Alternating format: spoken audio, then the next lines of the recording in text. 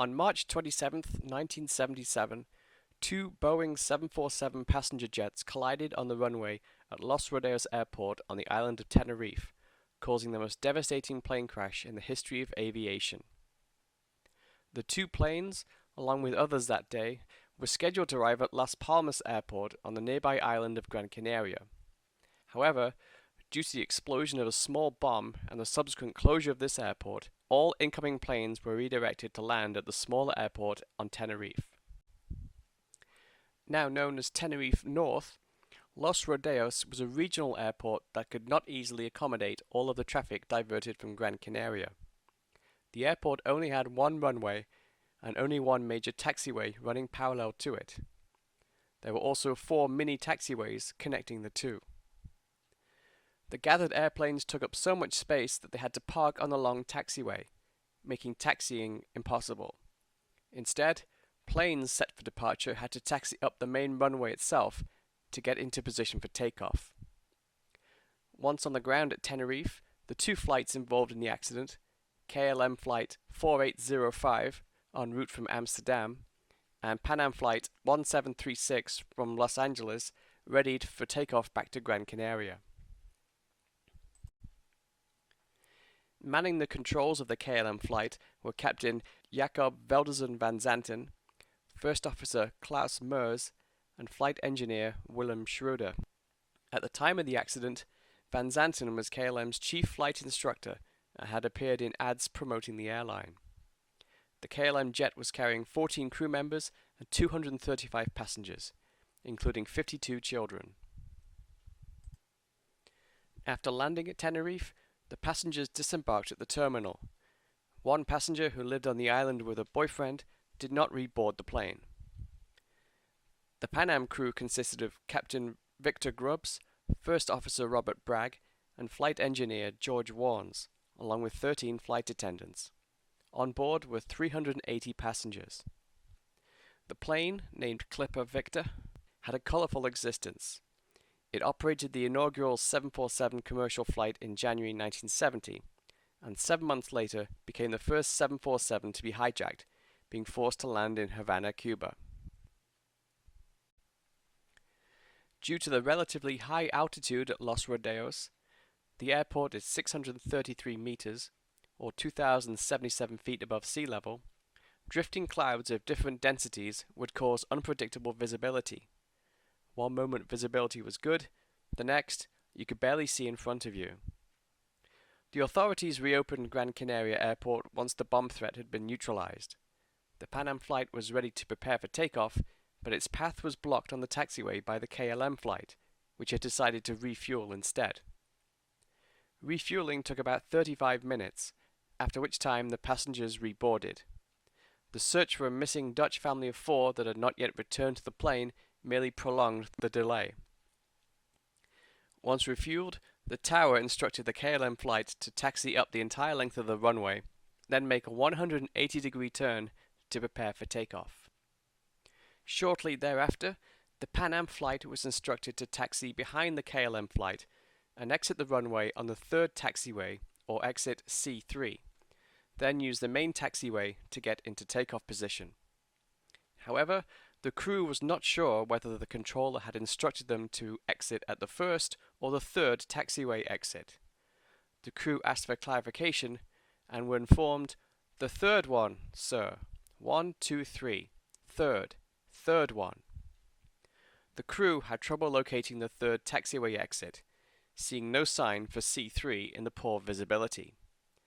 They were so unsure of their location that they were closer to the fourth taxiway exit when the collision occurred.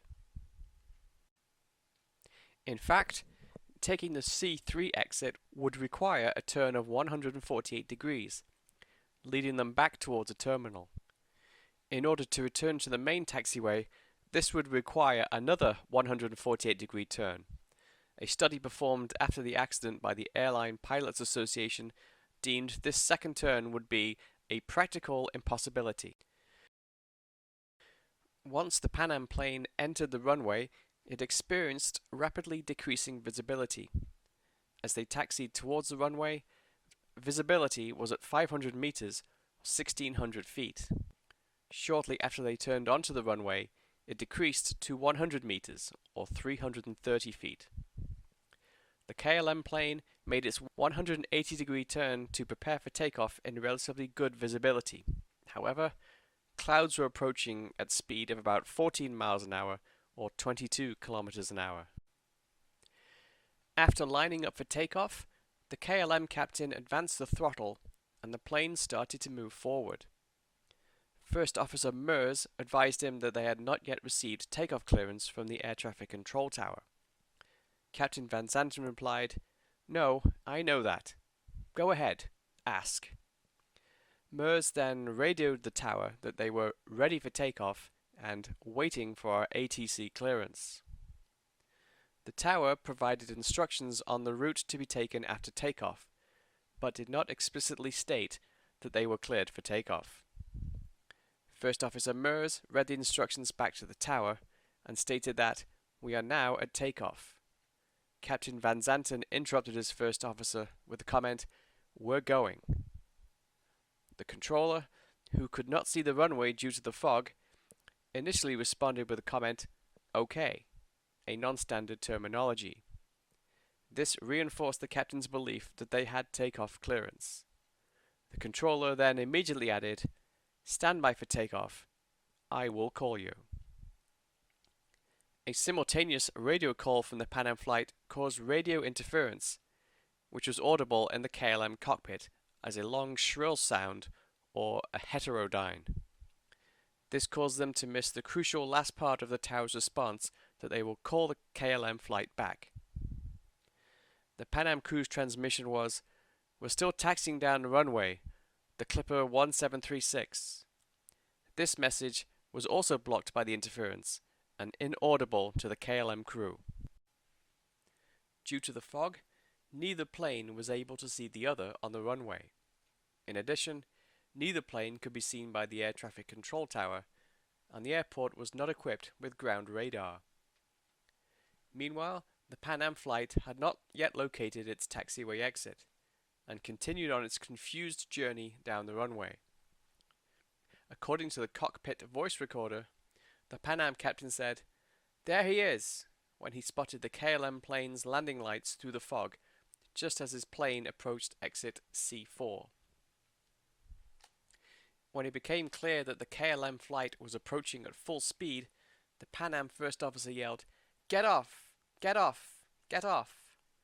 Captain Grubbs applied full throttle and made a sharp left turn towards the grass in a last-ditch attempt to avoid a collision. By the time the KLM pilots saw the Pan Am plane, they were already traveling too fast to stop. They attempted a premature takeoff to avoid a collision, causing a 22-meter or 72-foot tail strike.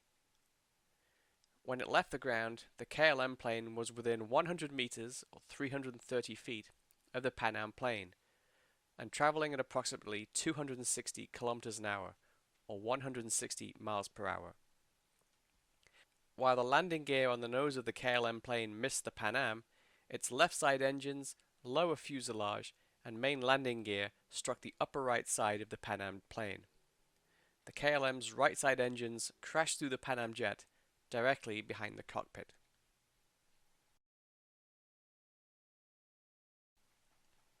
Both airplanes were destroyed in the collision. All 248 passengers and crew aboard the KLM plane perished, as did 335 passengers and crew aboard the Pan Am plane.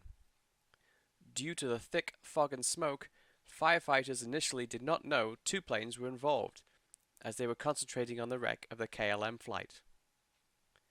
The investigation concluded that the main cause of disaster was the KLM captain's insistence on taking off without receiving takeoff clearance, compounded by the deteriorating weather and a desire to comply with KLM's new regulations on maximum flight time per day. Other factors, it concluded, were the thick fog, as neither the control tower nor the two planes could see each other, and interference from the simultaneous radio transmissions. Use of non-standard terminology such as "OK" and "We're at takeoff" were also blamed for the accident. As a consequence of the disaster, Aviation authorities around the world introduced standard terminologies for communication between air traffic control and flight crews, and a greater emphasis on English as a common language. Following the accident, the Spanish government installed ground radar at Los Rodeos Airport. Two memorials to the victims of the disaster were built, one on Tenerife and another in Amsterdam.